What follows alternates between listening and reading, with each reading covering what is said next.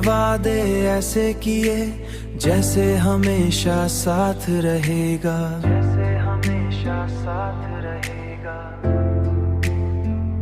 मगर वो वादे सिर्फ अल्फाज थे जिनका हकीक से कोई ताल्लुक नहीं था। मैंने हर बात पर यकीन किया क्योंकि मैंने मोहब्बत की थी, और मोहब्बत में शक की गुंजाइश नहीं होती।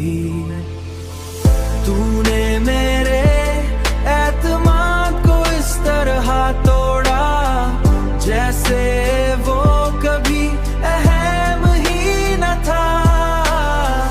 मैंने हर बार खुद को ये कहकर चुप करवाया कि शायद तो बदल जाएगा, शायद तो बदल जाएगा। मगर हकीकत ये थी कि तो कभी वैसा था ही नहीं जैसा मैंने सोचा था। मेरे दिल ने हर झूठ को सच मान लिया क्योंकि वो जिसे जड़ा हुआ था। मैंने अपने ख्वाब तेरे हवाले किए और तूने उन्हें बेरहमी से तोड़ दिया। तूने मेरे एतमाद को इस तरह तोड़ा जैसे वो कभी अहम ही न था।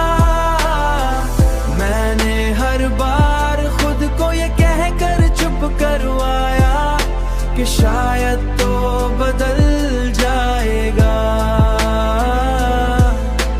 शायद तो बदल जाएगा। और अब मैंने ये सीख लिया है कि हर वादा सच्चा नहीं होता, कुछ सिर्फ वक्ती सुकून देने के लिए होते हैं।